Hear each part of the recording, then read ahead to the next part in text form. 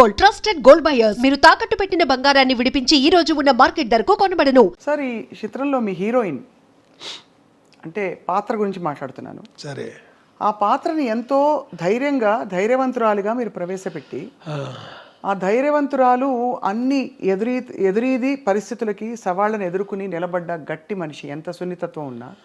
కానీ చివరిలో ఆవిడ ఆత్మహత్య యత్నానికి దానికి కారణం ఏంటి సార్? దాన్ని ఎలా జస్టిఫై చేసుకున్నారు మీకు? అలా కాదండి, అది మహల్లో కోకిల అని నేను రాసిన నవల. అవును, ఆ నవల్లో ఆ ముగింపు అది వేరే అండి. ఇది సినిమాకి వచ్చేసరికి ప్రొడ్యూసర్ గారు ఇలాగే ట్రావెల్ అయితేనే సినిమా బాగుంటుంది, సినిమా ఇది, నవల నీ ఇష్టానికి నువ్వు ఎలా రాసుకున్నా నాకు అనవసరం, నవల్లో ఇద్దరు చనిపోతారండి, అలాగా నేను చేశాను, సినిమాకి అలా వద్దు అన్నారు ఆయన. దాంతో నేను వేరే విధంగా ట్రావెల్ కావాల్సి వచ్చింది. మీ స్త్రీ పాత్రలకి స్ఫూర్తి ఏమిటి సార్? అందమా, ధైర్యమా, అన్నీ కలగలిసి ఉండడమా, బహుముఖ్యంగా ఉండడమా, ఏమిటి సార్ మీకు స్ఫూర్తి? స్ఫూర్తి పెట్టానండి, చలంగార సాహిత్యం నా బాల్యంలో నేను చదవడం. అవును, ఇంతమించిగా నేను ఏమి చెప్పను. చలంగారు సంపూర్ణంగా చలంగార సాహిత్యం అంటే సాహిత్యం మొత్తం చదివేశాను నేను. అలాగే చలంగార తర్వాత లత, బుచ్చిబాబు, వీరందరిది కూడా చదువుకుని నేను మద్రాసు వెళ్ళానండి. అప్పుడు చలంగారు స్త్రీ గురించి ఆయన రాసింది నా లోపల బాగా పనిచేసిందేమో తెలియదు. నేను ఎక్కడ స్త్రీని అసభ్యంగా చూపించడం కానీ, ఏపులో విడుదల అనే సినిమాలో భాగ్యం అనే క్యారెక్టర్ ఉంటుందండి. అవును అవును, ఎక్కడ ఇంత సెక్సీగా నేను ఆ మనిషిని చూపించలేదు. నేను ఉట్టి లెగ్ షాట్ కూడా ఎక్కడ కనపడదు మీకు, బట్ మీకు ఆ ఫీల్ ఉంటుంది, చూస్తున్న వాళ్ళకి ఆ ఫీల్ ఉంటుంది, ఆ భాగ్యాన్ని ఇలాగా అలాగే అని. బట్ ఎక్కడ మనిషిని నేను అలాగే ఎక్స్పోజ్ చేయనండి, అంతే. అలాగే నేను రాసిన కథల్లో కూడా మీరు ఎక్కడా కూడా ఒక్క శృంగారం కథ రాసినా కూడా స్త్రీని నేను అసభ్యంగా చూపించలేండి. అయితే ఈ టైంలో కరెక్ట్ అవునో కాదో నాకు తెలియదు కానీ జయరాజ్ అని ఒక ఆర్టిస్ట్ ఉన్నాడండి, బొమ్మలు వేస్తారు ఆయన, వెరీ సీనియర్ ఆర్టిస్ట్. స్త్రీని గీయడంలో ఆయన మాస్టర్. అయితే ఎలాంటి అమ్మాయిని బొమ్మ గీసాడంటే ఏదో ఒక మూల ఆ సెక్స్ ఉట్టిపడద్దండి, అది అసభ్యంగా ఉండదు, అంత చక్కగా గీస్తాయండి ఆయన, అద్భుతం. ఎక్కడ జయరాజ్ బొమ్మ చూసినా మనం వెతుక్కుంటే కనపడద్దండి అది. ఇక్కడ నా దగ్గరికి వచ్చేసరికి ఎలాంటి స్త్రీ క్యారెక్టర్ అయినా ఒక సభ్యత సంస్కారాలతో ఒక పద్ధతిలో ఆ స్త్రీని చూపించడం నాకు అలవాటు. వంశీ గారి హీరోయిన్ అంటే స్క్రీన్ అంతా కళ్ళే ముందు, అంటే తనను చూపించిన వరకు సరే, కొంతమందిని పొరపాటుగా చూపించాను, కొంతమందిని అలా చూపించకూడదు, అది ఫర్దర్గా తప్పులు చేస్తుంటాం కదా, ఆ తప్పులకు ముందు చేయకూడదేమో. ఏ పాత్రలు మీకు అలా అనిపించాయి సార్ మీ పాత్రల్లో? అంటే కొందరిని ఎలా చూపించకూడదు. ఇప్పుడు చెట్టు కింద ప్లేటర్లో కిన్నెర్ అనే అమ్మాయి ఉందండి, నేనే పరిచయం చేశాను, వాళ్ళని ఇలా చూపించకూడదు. అలాగా మళ్ళీ కనకమహాలక్ష్మి రికార్డ్ డ్యాన్స్ టూప్ అనే సినిమా ఉంది, ఆ హీరోయిన్ చూపించచ్చు, బాగుంటుంది ఆ అమ్మాయి. అమ్మాయిని చాలా విచిత్రంగా నేను ఎలా అంటే అమ్మాయి లైఫ్లో హీరోయిన్గా ఒకే సినిమా చేసినట్టుందండి. ఏదో తమిళ సినిమాలో చెల్లెలి వేషం వేసిందండి, అది ఏవిఎం వాళ్ళ థియేటర్ ఉంది, ఏవిఎం స్టూడియో వాళ్ళ థియేటర్, అది ఏవిఎం రాజేశ్వరరావు ఏమైతే గుర్తులేదు, అక్కడ చూశానండి. విశ్వ గారి సినిమా నాకు గుర్తు, చెల్లెలి వేషం వేసింది ఒక అమ్మాయి. ఈ అమ్మాయి బాగుందే, హీరోయిన్ చేసేద్దాం అనుకుని హీరోయిన్ చేస్తాను. ఏం చూసేవారు సార్ అప్పట్లో మీరు హీరోయిన్ కోసం? అంటే ఏ గుణగణాలు ఉంటే ఈ అమ్మాయి నా కథలకి ఇముడుతుంది అని అనిపించేది? అంటే ఏమీ లేదు, నా కథలో నా క్యారెక్టరైజేషను నా మైండ్లో ఉండేదండి, దాన్ని మనసులో పెట్టుకునే వెతుక్కునేవాడిని నేను. ఓహో, వెతుక్కునే నేను. భారతరాజు గారు మా గురువు గారండి, అంటే మా గురువుల్లో ఆయన ప్రధానమైన గురువు. ప్రపంచంలో ప్రతి మనిషి ఆర్టిస్టేరా, ఆ క్యారెక్టర్ వాడు సూట్ అయినప్పుడు.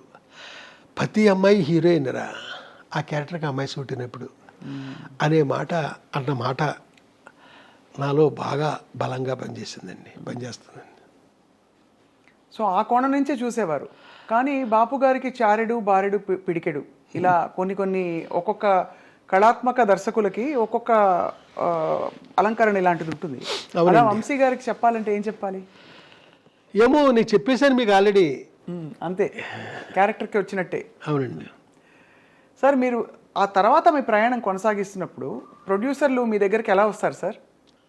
మోస్ట్లీ నా దగ్గరికి కొత్త వాళ్ళే వచ్చారండి అప్పటి నుంచి ఇప్పటిదాకా. తర్వాత వాళ్ళు పాపులర్ అవ్వచ్చు. ఎవరండి, మన స్రవంతి రవికిషోర్ గారు ఆనాడు లేడీ స్టైల్ తీసినప్పుడు ఆయన కొత్త ప్రొడ్యూసరే కదా. ముగ్గురులో ఆయన ఒక ఆయన. ఆ తర్వాత పెద్దవాళ్ళు అయ్యారు, వేరే సంగతి. నా దగ్గరికి కొత్త వాళ్ళే ఎక్కువ వచ్చారండి. పాత వాళ్ళు నన్ను అప్రోచ్ అయిన దాఖలాలు లేవు. తర్వాత సార్, మీ కథాంశాలు మీరు ఎంచుకుంటున్నప్పుడు నేనేం చెప్పాలి అనే దానికి ఇతివృత్తం మీ భావజాలమా లేక మీకు నచ్చిన కథలన్నీయా? ఇప్పుడు హిచ్కాక్ అంటే నాకు చాలా ఇష్టం అండి. అవును.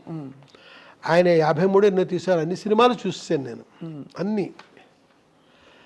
ఆయన ఏ కథ ఆయన సొంతంగా రాయలే అన్ని సినిమాల్లోని. ఏదో ఒక నాటకమో నవలో కథో ఏదో ఎవరియో బయట వాళ్ళు తీసుకుని అద్భుతంగా స్క్రిప్ట్ చేసేవారు. ఆయన నాకు ఒక ఇన్స్పిరేషన్ అండి. ఏది నా సొంత కథే ఉండాలని నేను అనుకోను. ఇప్పుడు చెట్టు కింద ప్రేటర్ అనే సినిమా ఉంది, అదొక మలయాళం ఫిల్మ్ అండి. దాంట్లో చాలా సీరియస్గా ఉంటాడు హీరో మమ్ముట్టి. హీరోయిన్ ఉండదు ఆ కథలో. కామెడీ అనేది ఎక్కడ లేదండి, మొత్తం సీరియస్గానే ఉంటాడండి.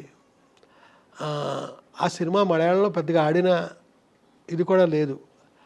దాన్ని మేము తీసుకుని తెలుగుకి హ్యూమరు అంతా అద్భుతంగా జాయిన్ చేసి దాంట్లో పాత సామాన్లు కొంటామని ఒక క్యారెక్టర్ ఉంటుందండి.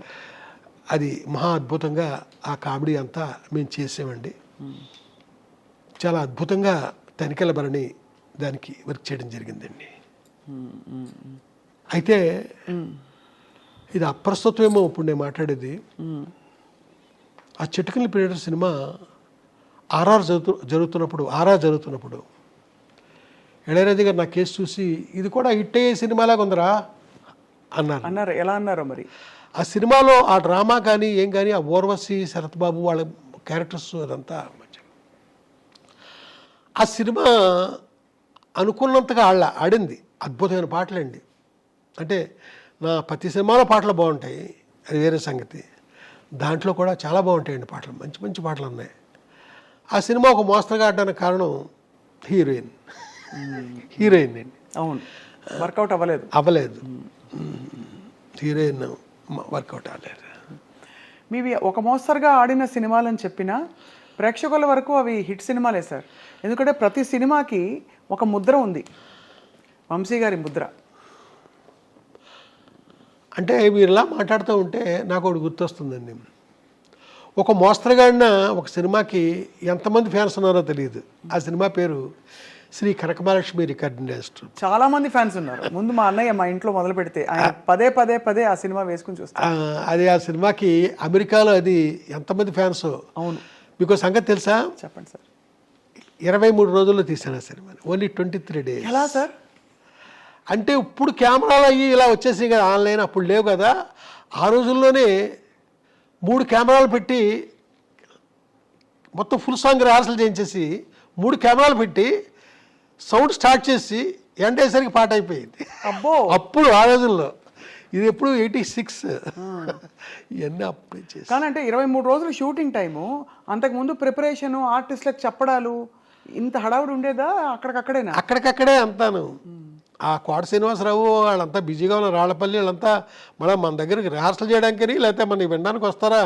అబ్బే, స్పాట్కి వచ్చి అక్కడే.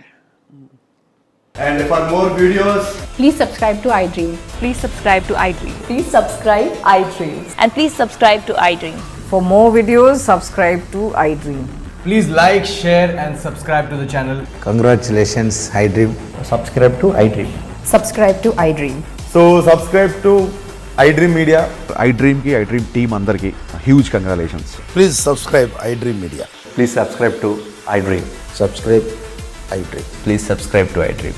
iDream అంటే నా కళల ఛానల్ను సబ్స్క్రైబ్ చేసుకున్న నోరు తిరుగుతలేదు. మీరైతే గంట గుర్తు కొట్టండి. For more such videos, please subscribe to iDream. Subscribe to iDream. Please subscribe to iDream. Please subscribe iDream Media. Please do subscribe to iDream. Please subscribe to iDream Media. For best entertainment and information, please subscribe iDream. And don't forget to subscribe to iDream.